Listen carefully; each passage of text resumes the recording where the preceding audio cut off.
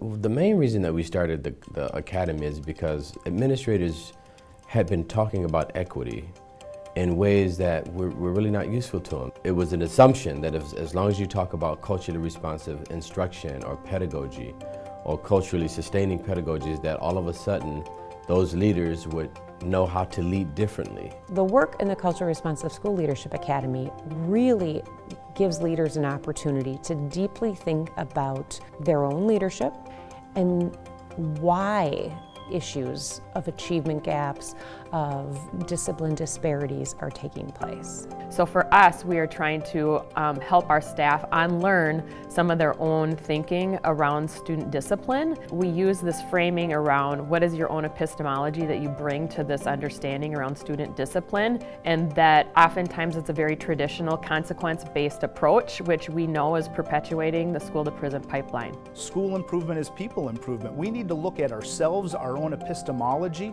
how we come to this world, to our schools, and really start this work internally before we move and look outside at others. So that critical self-reflection is a significant component of the Academy and the work we've done. So the Academy is designed in 4 units, I guess we would call them, 8 days. Each of the units lasts 2 days. The first 2 days is about the history of oppression in schools. It really is a deep dive as to why we have these achievement gaps today, what's caused them, what's reproducing them, and how we can think differently about that.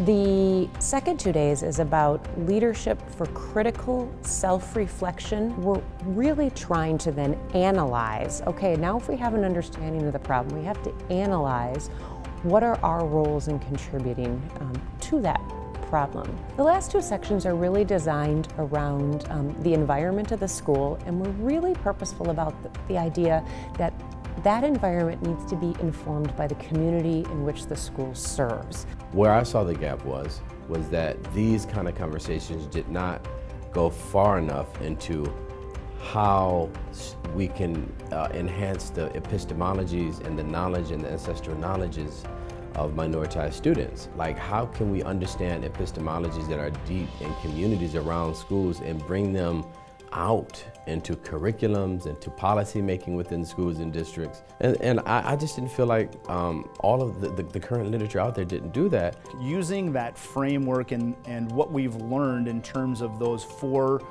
key components of leading for equity, and bringing that back and making sure that it moves from learning work into implementation and effectively becomes standard work in the Mounds View Public Schools. As I walk away from those experiences in those 2 days, I can no longer see my school, our district, in the same way. It is completely altered. It's almost as if I put new glasses on, and what I'm seeing is monumentally different than what I saw the 2 days prior.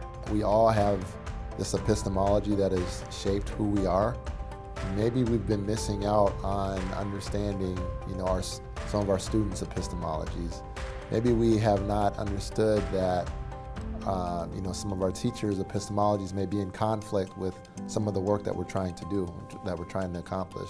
And so that's helped us in our school, and that's where I've seen an impact with our students, because we're having a better understanding of where people come from and what they bring to the table.